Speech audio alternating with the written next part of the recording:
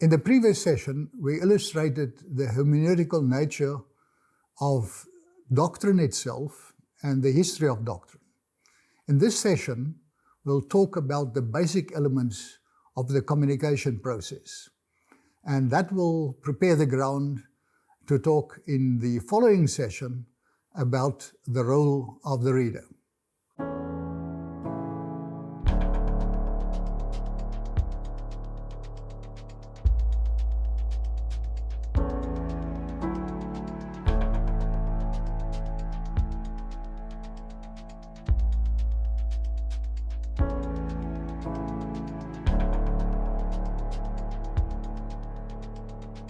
And now in this session, we are coming really to the heart of the matter.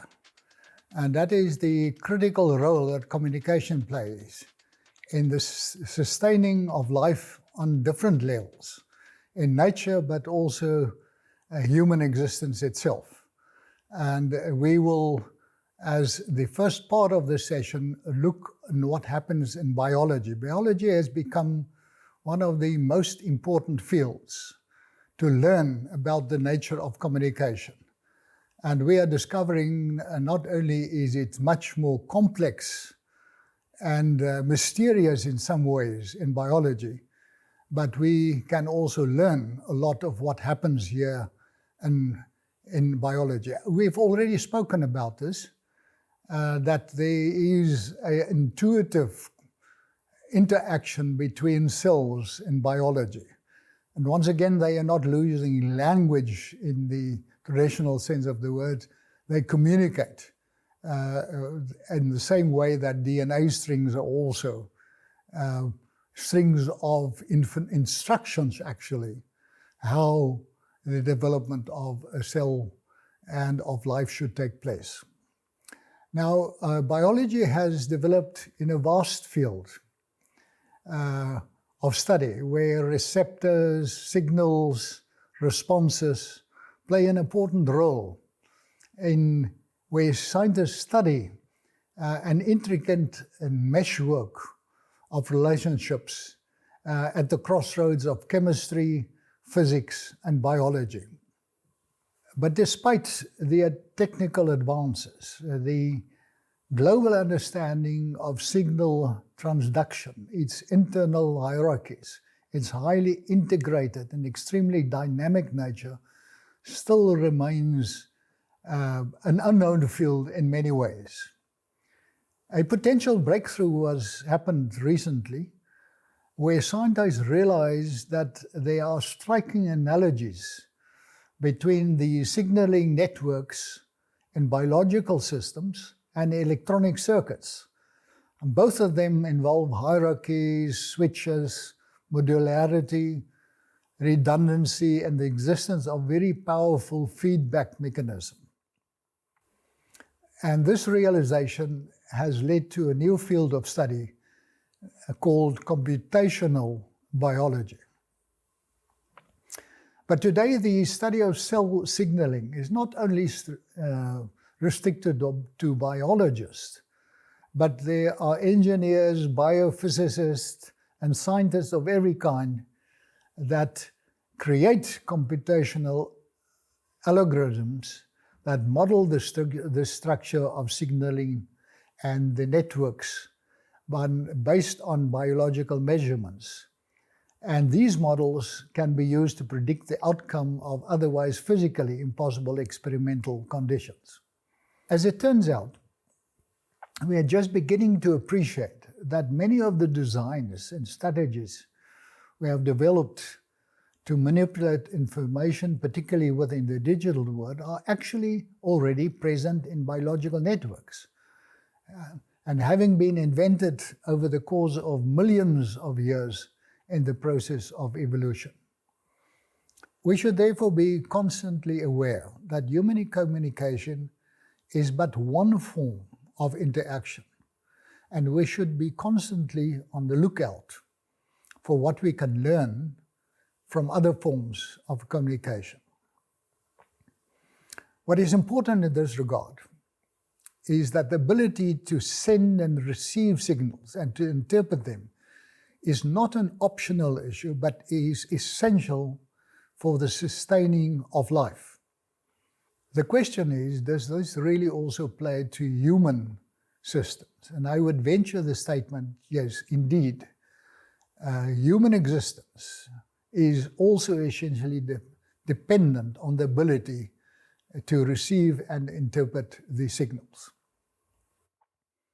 But leaving now for a moment the fascinating world of biology and moving to human communication, we're also switching, of course, from non-verbal to verbal communication, which has its own implications, as we soon shall see.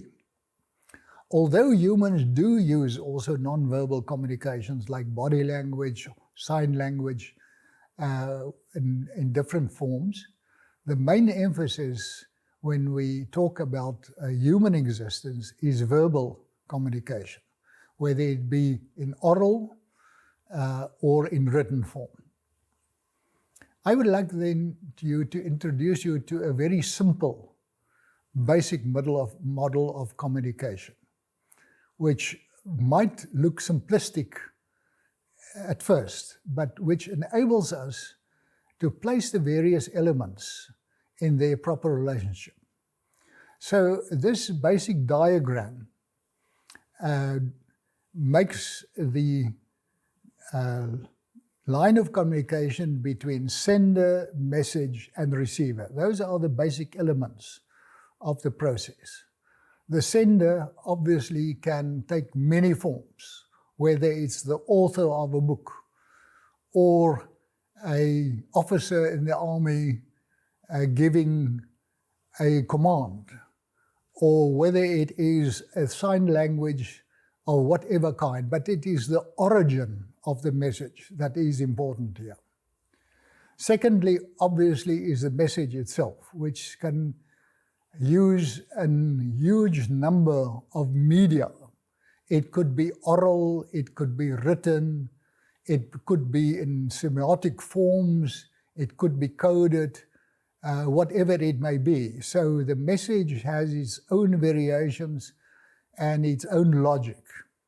And thirdly, there must be a receiver. And as our discussion will go, the role of the receiver is something of recent origin in the theory of communication for specific reasons, as I will explain. What is further of importance is that the process of communication is based on a sort of a dialectic relationship between dynamic and static elements. And as we go along, we will return to this dialectic on many levels. Ricoeur, as one of the important representatives of hermeneutical theory, makes an important point here by saying the sender, before the message is sent, depends on an event of understanding. Something happens, which is a dynamic element. But that dynamic element is not transmitted. It is translated in the form of a static message. And that becomes the carryover to the second phase or the second element in the communication process.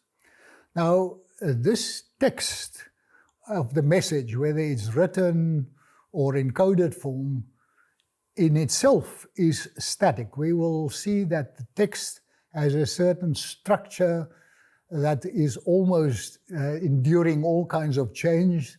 It has the ability to outlive its situation of origin and remains to go on and be passed on in time to new generations and to new receivers.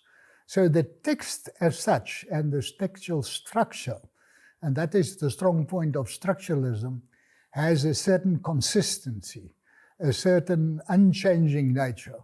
And that is of critical importance to outlive the situation of origin. But once it is recognized, the static nature of that message, it can't be of any significance unless we also recognize that that text although it might be a structure in itself, does not end there. The text always, as Ricoeur says, points beyond itself. The text refers to elements outside itself. And that is a dynamic process where the message of the text then is sort of flows over its own borders and moves into the third phase. And that is where the message is received. Now, once the text bursts its own border, so to speak, and where the surplus of meaning, as Ricoeur would call it, sort of just breaks out of the confines of the text, it is at this point that the receiver comes into play, because this reference must be taken up and interpreted by a receiver. And this receiver is the reader of the text or the audience or whatever it may be. That is the basis of reception theory that has grown enormously in recent times. But when the receiver deals with this message, it's again starting with a static form, and that is the sense of the text as the starting point, which then through the interpretation of the receiver becomes a process of understanding, which is again dynamic. So the dynamic event of understanding right at the beginning as the origin of communication ends up again in a new event of understanding when the receiver translates and interprets that message.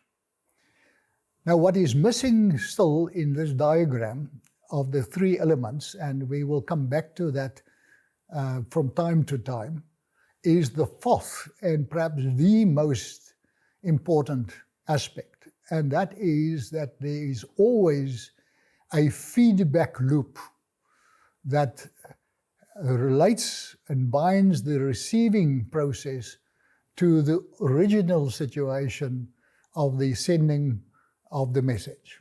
And this feedback loop is, in biology, really the secret why the biological processes continue on an ongoing basis, creating new possibilities and openings.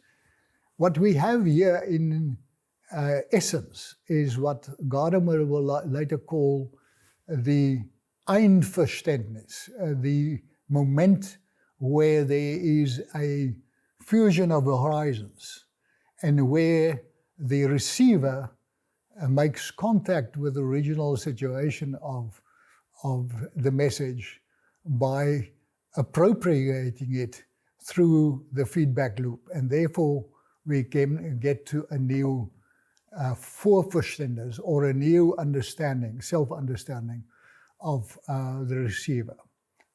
Now, what is appearing here in essence is the beginning of what is called the hermeneutical circle by Heidegger and by Gadamer.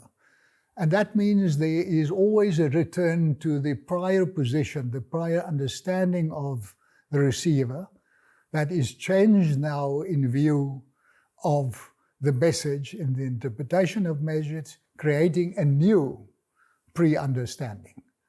The image of the circle is a little bit misleading because it could create the image of returning to the same point again. In actual fact, it is a progression. And perhaps it is more suitable to think of an hermeneutical spiral that moves through certain circles, but then moves forward in the process of the communication process itself.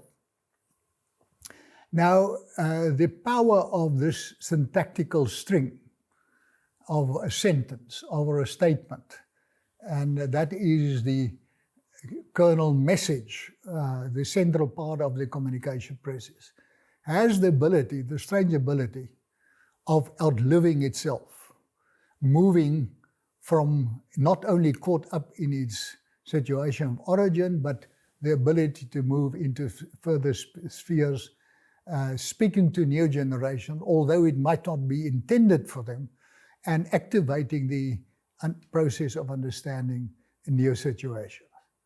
The basic question we still have to face and to answer is who is in control of this process? Is it the sender that determines the basic content of the message? Is it the message that outlives its situation of origin and has the ability to move into new dimensions? Or is the receiver actually the controller that determines what the message would mean and how it will be applied? Now, this is a question that we will not answer at this stage, but which I would like you to think about and to find your own answer when we get to the next sessions.